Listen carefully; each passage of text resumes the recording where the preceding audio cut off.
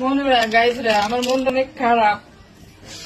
আমার মোবাইলটা ল্যাংরাইতে চলতেছিলাম, ভিডিও করি, কোনো সাউন্ড মানে আমি শুনতে পারি না। তারপর মোবাইলটা পাথরের মধ্যে পইরা ওইটা তোমার স্ক্রিনটাও ভাঙ্গা গেছে।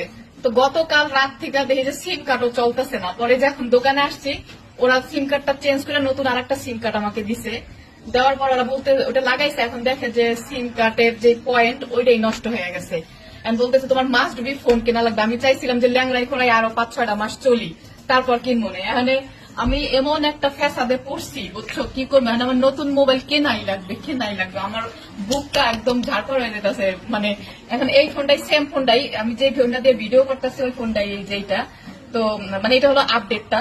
তো আমি ওরে বললাম এটার দাম হলো বাংলা টাকার 2,70,000 টাকা পড়বে। 2,70,000 টাকা পড়বে। তো উনি বলতেছে যদি মাসে তুমি পেমেন্ট করো, মানে লোনে নাও, তাহলে আর কি 2 বছরের জন্য প্রত্যেক মাসে তোমার 1,600 টাকা করে দেওয়া লাগবে।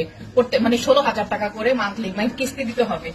তো আমি কি করবো বুঝতেছি না। আমার সিম কার্ড কাজ করতেছে না, আমার মোবাইলের মানে আমি কোনো সাউন্ড শুনতে পারি না। সবকিছু মিলাই আমি খুবই অসুবিধার মধ্যে আছি। কেন আমার একটা ফোন কিনা দিবা, দিয়া যাও, ইমার্জেন্সি একটা ফোন কিনা দিয়ে যাও কোম্পানিতে।